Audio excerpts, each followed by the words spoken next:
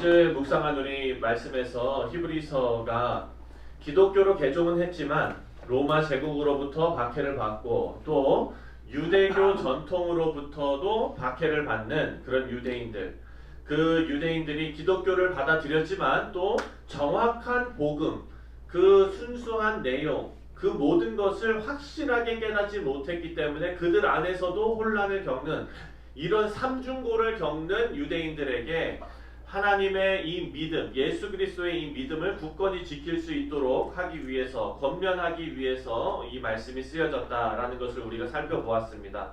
그래서 히브리서 저자는요, 구약의 내용과 그리고 신약을 연결시켜서 예수 그리스도께서 구약에서 계속해서 예표로 나오고 그리고 또 예언하신 그 주체이심을 설명하고 있습니다. 예수님이 구약에 예언된 그런 메시아이시고 그리고 또 얼마나 위대한 왕이신지, 하나님의 아들이시고 하나님의 계시의 최종 완성이라는 것을 설명하고 있습니다.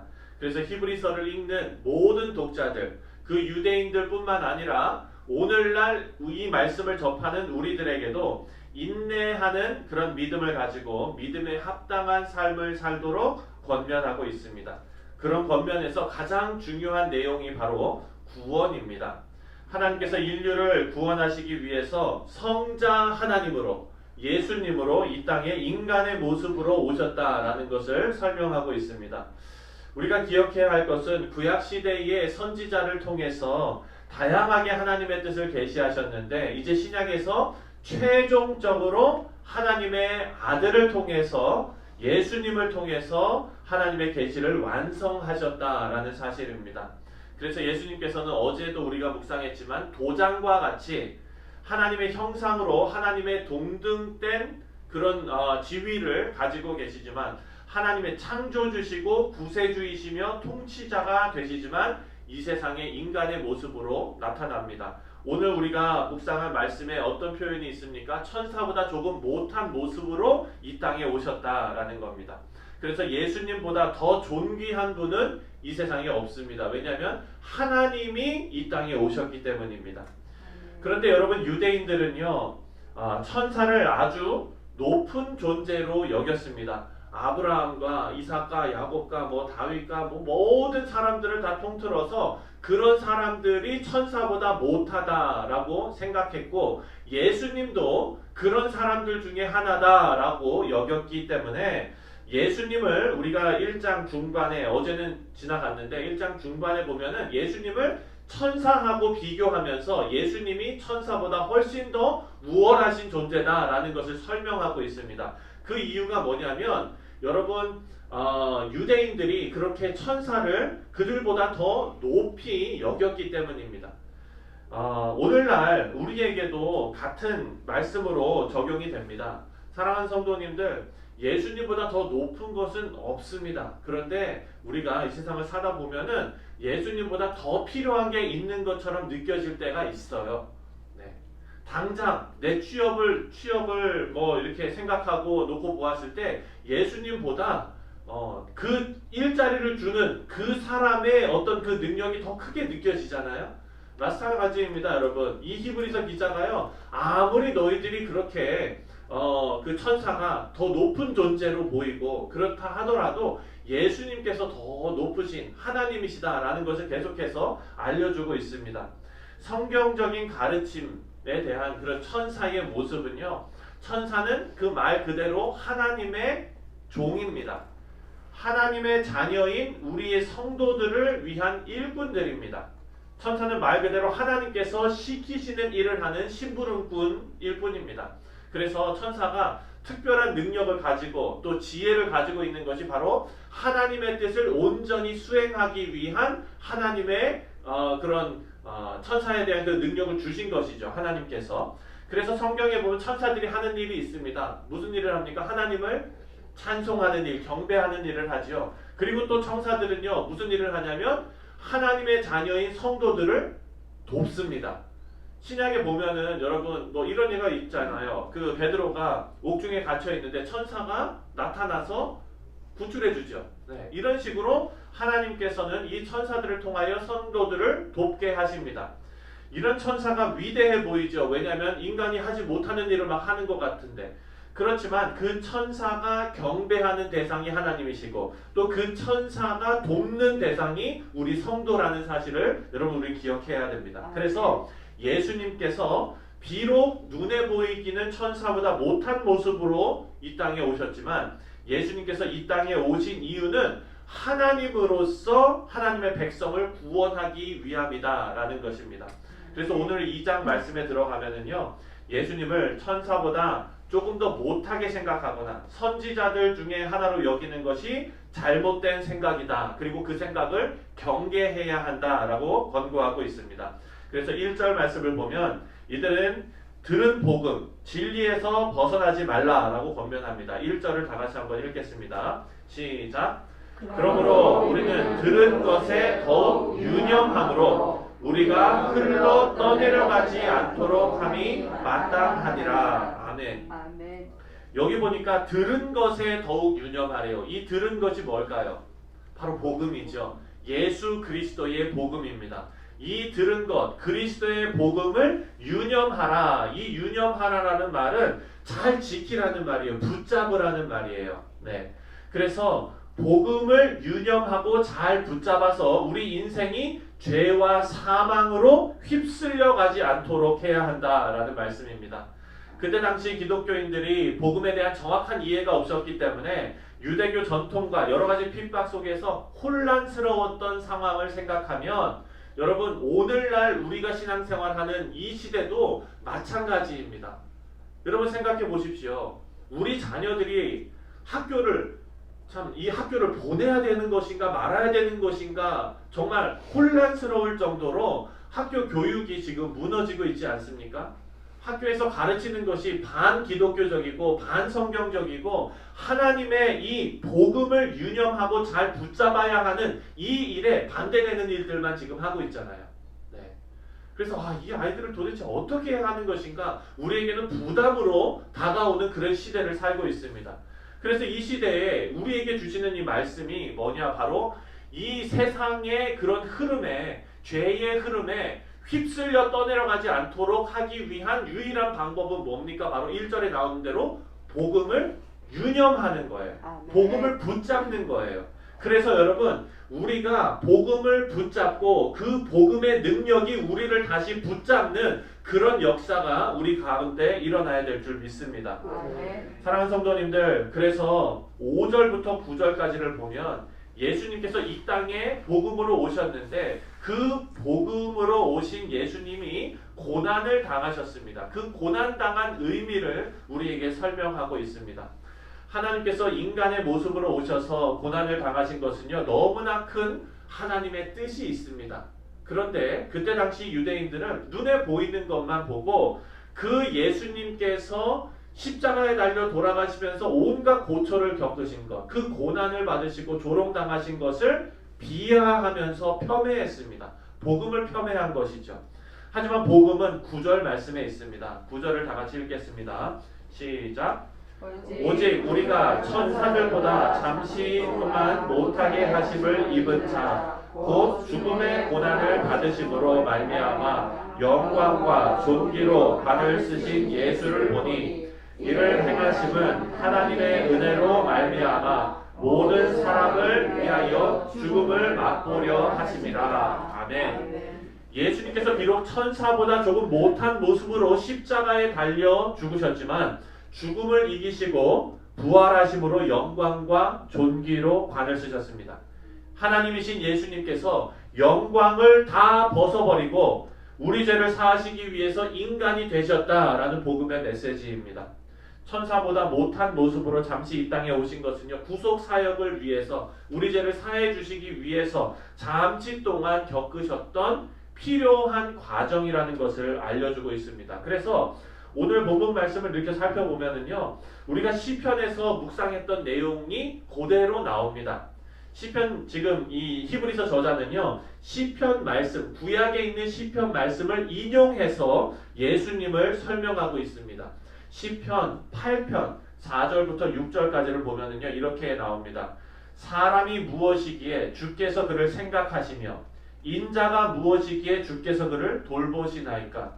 그를 하나님보다 조금 못하게 하시고 영화와 존귀로 관을 씌우셨나이다. 주의 손으로 만드신 것을 다스리게 하시고 만물을 그 발 아래 두셨으니 라고 말해요. 그러니까 오늘 8절의 말씀과 시편 8편의 말씀이 동일한 거예요. 히브리서 기자가 그 구약의 말씀, 이 유대인들은요 구약의 말씀에 너무 익숙하지 않습니까? 그 말씀을 가져와서 이분이 바로 예수님이시다라는 것을 알려주고 있습니다. 그런데 예수님을 설명하는 시편 기자의 말씀이 뭡니까? 하나님께서 만물을 인자의 발 아래, 예수님의 발 안에 복종하게 하셨다라고 말씀하세요. 그런데 오늘 본문 말씀을 보니까 아직 만물이 예수님에게 복종한 것을 아직 보지 못했다라고 이야기해요.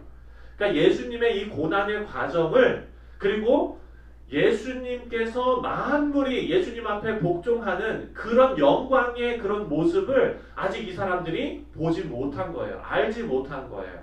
그래서 예수님께서 그런 고난의 모습, 천사보다 낮은 모습으로 오신 그 과정이 이 영광의 자리, 그리고 성도들을 구원하는 그 놀라운 역사에 꼭 필요한 그런 시간이었다라는 것을 말씀하고 있는 겁니다.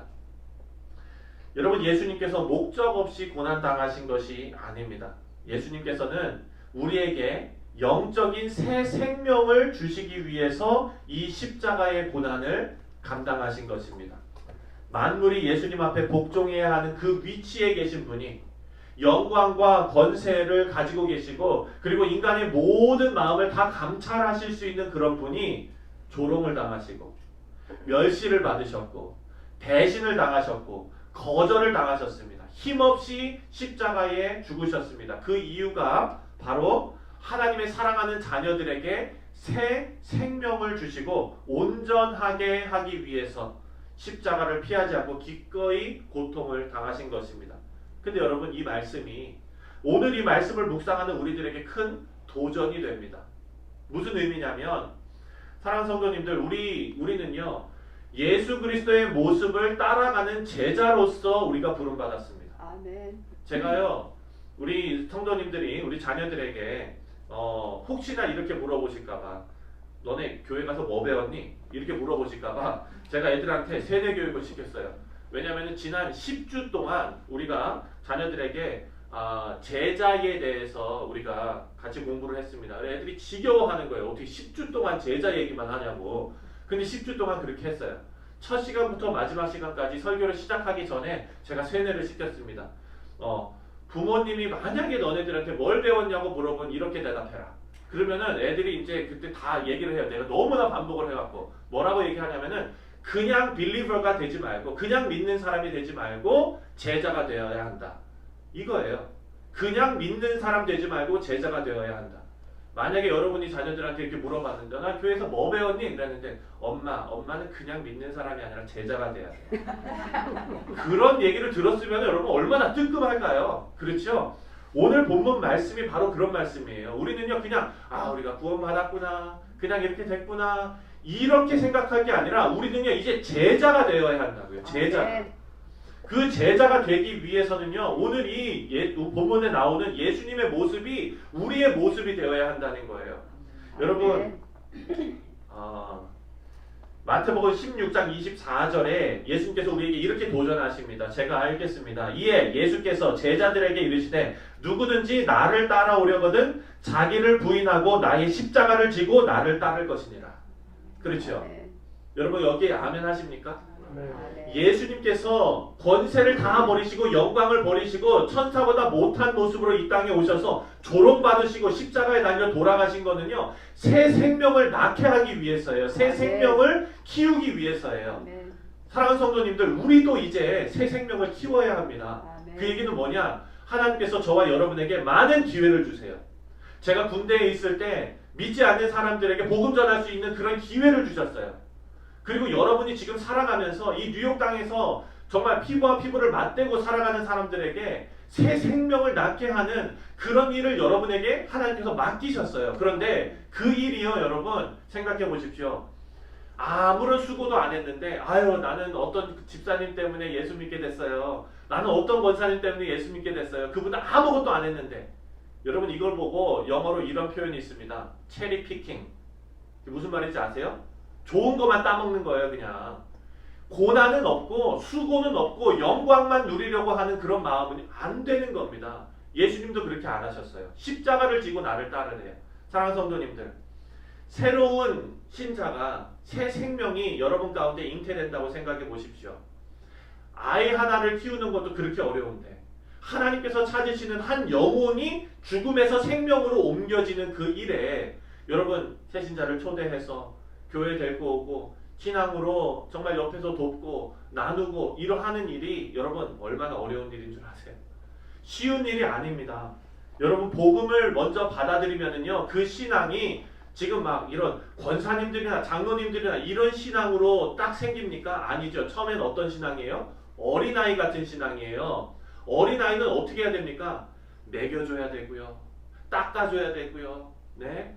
정말 일으켜 세워줘야 되고요. 그러니까 이 어린아이와 같은 신앙으로 시작하기 때문에 어머니가 자녀 돌보듯이 힘든 과정을 겪어야 합니다. 신앙의 어머니로서 자존심도 버려야 되고요. 인내를 가져야 되고요. 안타까움으로 기도해야 되고요. 내 물질을 희생해야 되고요. 내 시간을 희생해야 되고 나를 희생해서 새 생명을 키우는 거예요. 근데 이걸 너무 쉽게 여기는 거예요.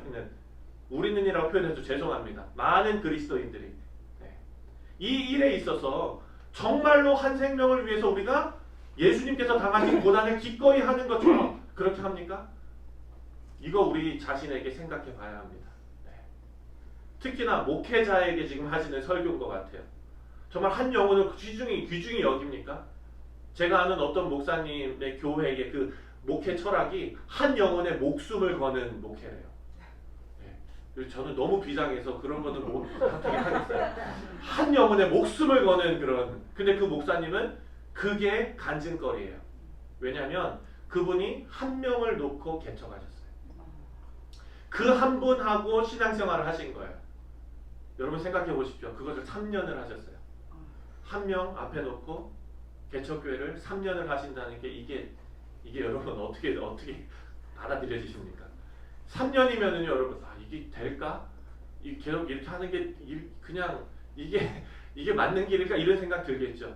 그런데 제가 2년 전인가요? 몇 년 전인가요?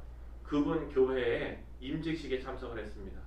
근데 그때 새신자로 그 한 명하고 개척하신 그분이 장로님으로 임직을 받으셨어요. 우와. 그 위에서 펑펑 울면서 간증하시더라고요. 하나님께서 만나게 하신 이분이 나를 죄에서 건지시고 그리고 이렇게 하나님을 섬길 수 있게 이 자리까지 하나님께서 인도하셨다. 저는 그 간증을 들으면서 제 마음이 너무 뭉클했습니다. 아, 저 구호가 그냥 공중에 퍼지는 그냥 울리는 그런 구호가 아니구나. 진짜 저 목사님의 신앙의 고백이구나. 이런 생각 들었습니다. 사랑하는 성도님들, 예수님께서 한 영혼을 위해서 이 땅에 오셨는데 그 한 영혼을 위해서 십자가에 달려 돌아가셨습니다. 그리고 우리에게도 십자가를 지고 그 길을 따르라 라고 말씀하십니다. 사랑하는 성도님들, 자녀 키우는 게 힘드십니까? 교회에서 봉사하는 게 힘드십니까? 신앙생활하는 게 힘드십니까? 누구누구 때문에 자존심 상하십니까? 누구누구 때문에 교회 생활 못하겠습니까? 여러분 그거 십자가에 달리신 그 주님을 바라보며 십자가를 지고 걸어가시는 우리가 마땅히 해야 할 사명인 줄 믿으시기 바랍니다. 그래서 우리가 이 복음의 말씀을 들으면서 그리고 이 말씀을 우리 가운데 계속해서 심으면서 우리의 마음이 흔들릴 때마다 이 복음으로 중심 잡으시고 하나님께서 맡겨주신 사명을 잘 감당하시는 우리 귀하고 복된 성도님들 다 되시기를 주님의 이름으로 축원드립니다.